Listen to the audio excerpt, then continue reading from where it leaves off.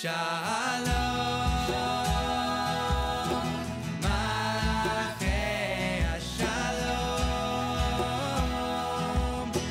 Malachei Elyon. Parashat Kedoshim, or Be Holy.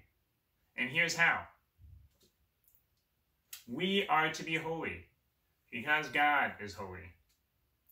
Many ritual laws are given as ends to this goal. Many civil laws are given as ends to this charge.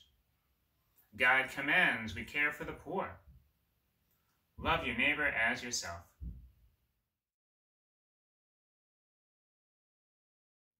Kedoshim to you.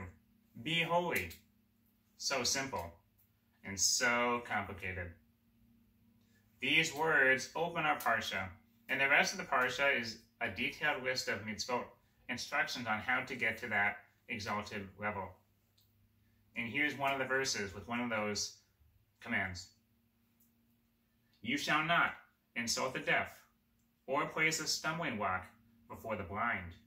You shall fear your God. I am the Lord. And in a real sense, I really do believe that this verse speaks to all of us, even if we don't see people engaging in this cruel behavior. It's obvious why we're not supposed to place a stumbling block or trip up someone who's blind, because they'll trip, they'll fall, they'll hurt themselves. That's just cruel. But what's the big problem with insulting the deaf? Because they can't hear what we say. The Talmud answered this question, and it says the problem is that this language diminishes you as a person. And so here the Torah is concerned both with how our actions affect the other person.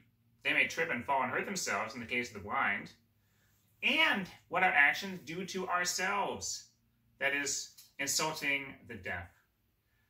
Because our character is a sum of our habits, and the Torah is focused on cultivating and creating positive, kind habits. That's why we have so many mitzvot. And that's why the Torah is concerned with what we do in private, with people we could take advantage of. Because if we start going down the path of cruelty, then we're going to keep going down that path and become more and more cruel.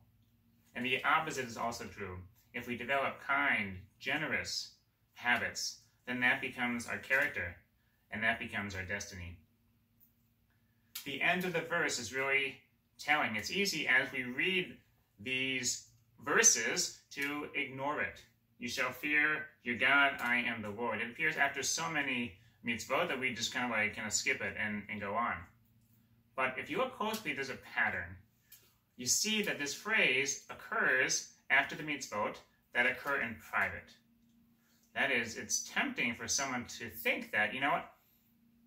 No one is around me. Nobody knows. I can get away with it. And in our verse too, because no one may be around to see you trip up the blind person or curse the deaf person. And so it's Davka in those verses that the Torah says, no. You may think no one's watching. God is watching. God knows. When we are unsure of what to do, we should ask ourselves, how does my behavior affect the other person? We should also ask ourselves, how does my behavior affect me?